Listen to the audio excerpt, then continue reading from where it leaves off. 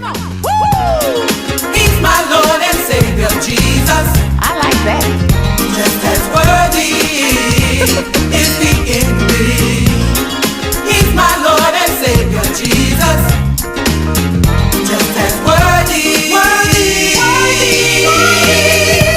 My Father is faithful and he will never leave you nor forsake you, no. We greet you with Jesus' joy, and today we're doing a brief Bible study. But prior to that, I want to introduce a number of things to you. Oftentimes, there's so much information to be given that it's difficult to confine it to one subject or to one subject matter, because there's so much going on in and around the nation today. I came across this song from many years ago. It was made popular by the late Danny Bell Hall, and it's titled "Ordinary People." I've seen ordinary people do extraordinary things during this time of medical crises and pandemic. I've seen workers who no one even noticed them doing their jobs now have been brought to the forefront. Those that clean the spaces that we traverse and occupy have become more and more important today, because our very lives are in their hands. So these are ordinary people. People that drive buses and transportation system. Oftentimes people would get on and get off, and oftentimes they didn't even know their names. But now, they've come to the forefront because of what they do. But this song sort of typifies it. I want to read the lyrics to you, and it's titled "Ordinary People." Just ordinary people, God uses ordinary people. That means you, and you. He chooses people like me and you who are willing to do what he commands. God uses people that will give him all, no matter how small your all may seem to you, because little becomes much as you place it in the master's hand. Just ordinary people, ordinary people. God uses plain old ordinary people. Oh yes, he does. He chooses people just like me and you who are willing to do everything that he commands. God uses people that will give him all, no matter how small your all may seem to you, because little becomes much when it's placed in the master's hand. And the refrain is just like the little lad who gave Jesus all he had, how the multitude was fed with the fish and the loaves of bread. What you have may not seem much, but when you yield it to the touch of the master's loving hand, yes, then you'll understand how your life could never be the same. And it goes back to ordinary people. And so this is a time when people who are ordinary are rising from obscurity to even notoriety. Even doctors whose lives were so routine in that which they did as far as saving lives. Now many of them have been given national platforms to warn people, to teach, to admonish, and to give a straightforward analysis of the times that we're in. One must be very careful where you source your information, because getting it from the wrong source could very well cost you your life. And that brings me to this. There's an article that was in the Gazette, much like articles in so many other newspapers.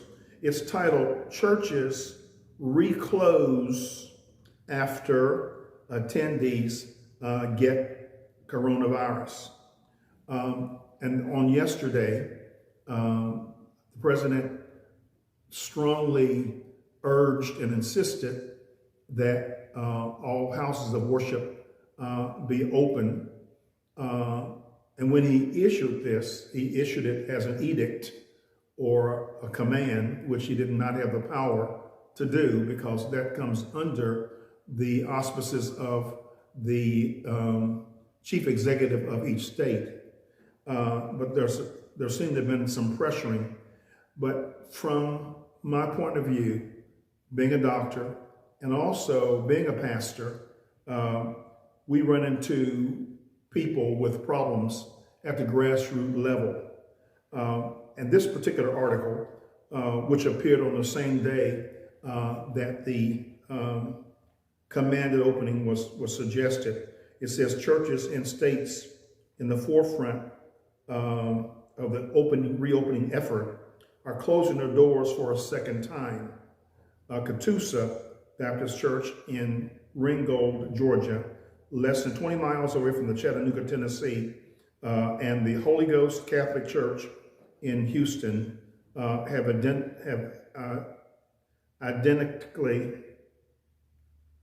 indefinitely canceled their services after members and even the leaders tested positive for the coronavirus shortly after reopening.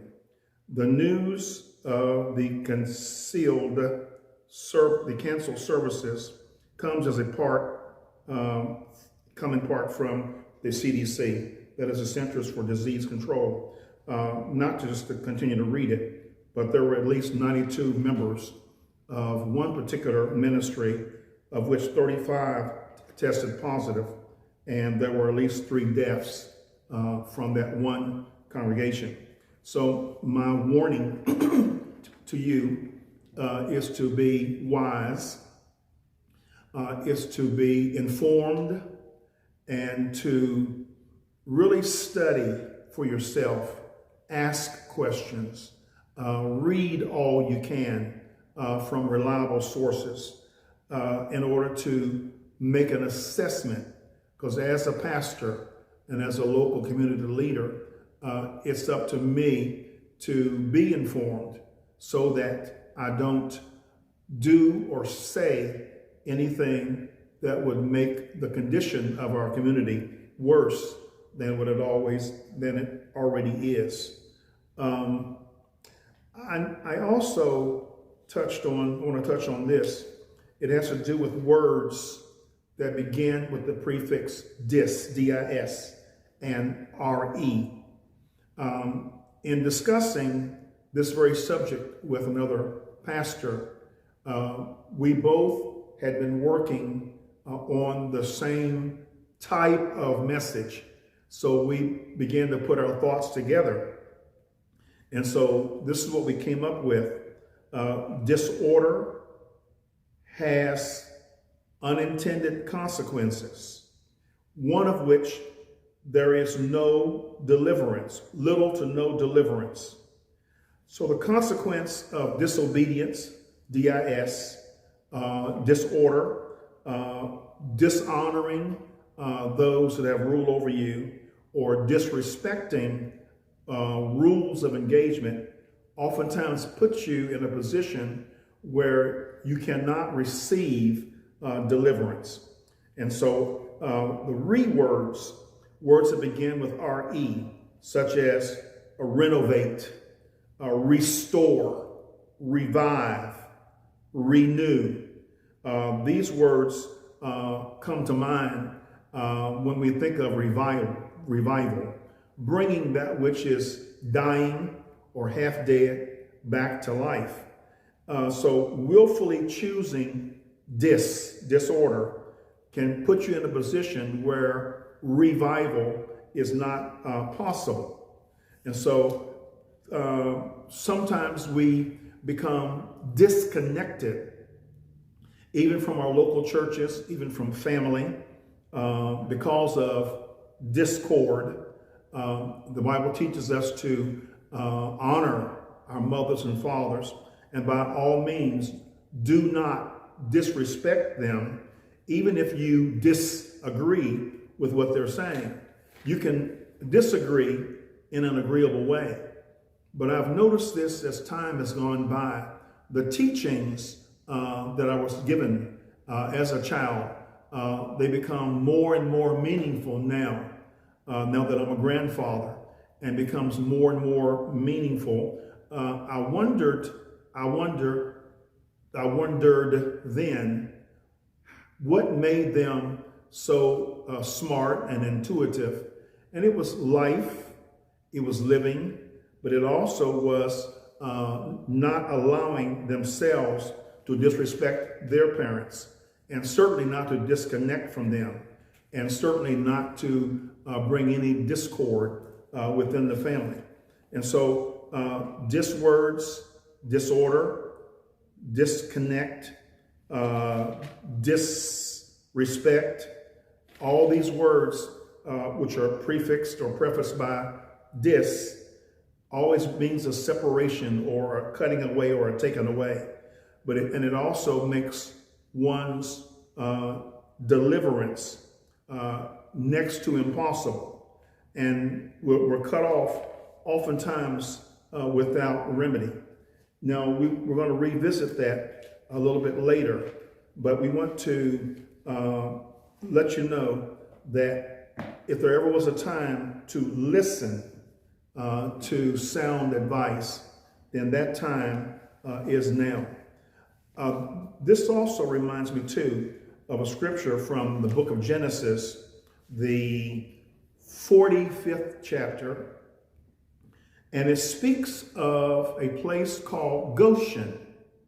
And Goshen is a district of Egypt. And notice, not of the promised land, but Goshen was a district of Egypt occupied by the Israelites. And it lets us know that it was a place of safety, a place of peace, and a place of immunity as a result of God preparing a place for them to be safe and to be saved and to be delivered. Now let me check what this note says concerning it. It says this, in Bible times, it says, in Bible times, it's known as the place of deliverance. Genesis 45, verse 10. I'll read it to you. Genesis 45. Actually, you must read verses 1 through 10 to get the gist of what's being said. Verse 7.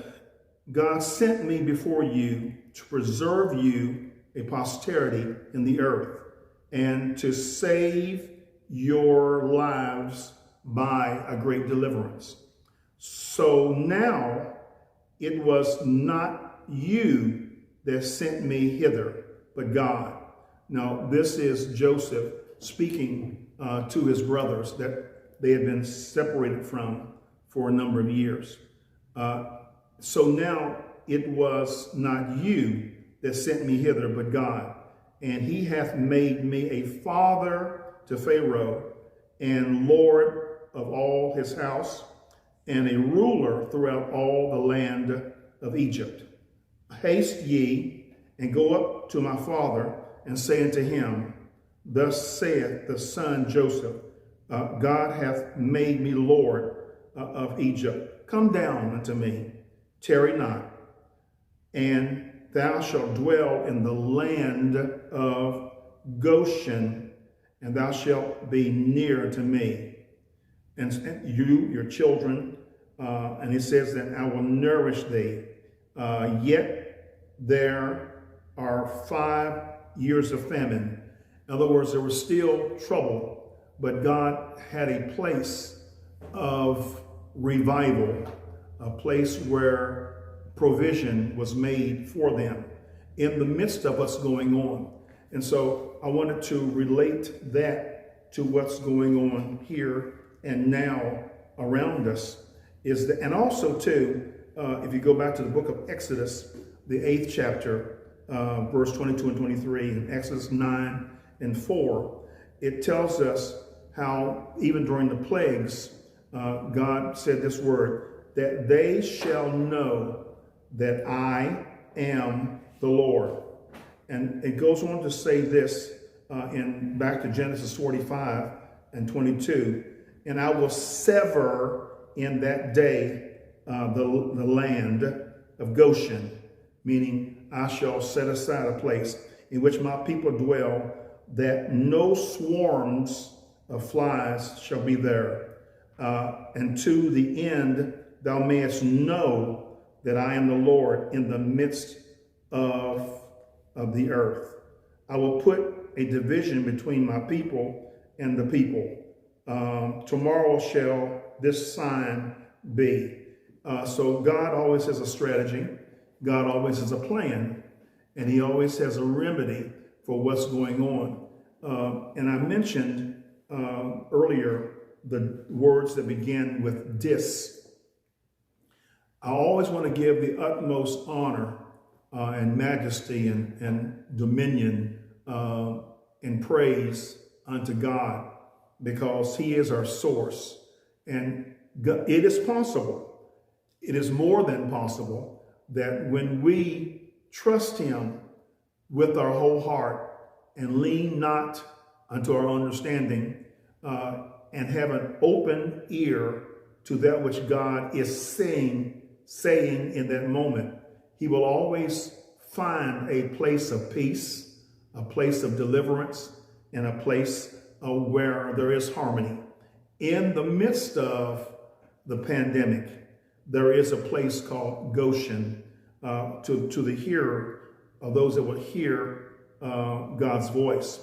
In times gone by, it wasn't the most thunderous voices that you hear, but when God spoke, he spoke in a small, still voice.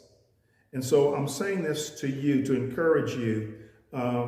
God is still God, and he is still on the throne. And God will always be God. Man will always be man. Now, I have another little note here that I want to read to you. It's about fear. Let me find it. It jumped off the page at me as I was just sort of leafing through notes. Here it is. Fear. People are filled with it. People are now being motivated by it. And even it has paralyzed and gripped an entire nation, even the world. But this is what fear is. F-E-A-R. False evidence appearing real. Fear. False evidence appearing real. I'm hearing such words as alternative facts and that truth is negotiable. Truth is truth, and there can be no diluting of the essence of what is true. Jesus is the Spirit of truth, and so anything that's false is not of God. So even fear, when fear takes over, fear has torment, as the scriptures teach us. And so fear will present what appears to be evidence. But it's false evidence. F, false. E, evidence. A, appearing. R, as real. There are things that happen to people where if one really believes something, even if it's not true, it becomes their new reality or becomes their new truth, even though it's a false premise. So I want you to put that and keep that in your mind as related to what's going on around us. Be seekers of that which is true. Embrace truth. Do not be duped, and don't be lulled asleep by what's going on around us. So false evidence can cause you to trip up. There is a place of deliverance when we honor God as opposed to dishonoring him. When we carefully seek him, we shall find him when we search for him with our whole heart. And so I wanted to leave just that little note with you on today. And with this, we close this portion of our gathering. There will be some scriptures given in the next session. Thank you.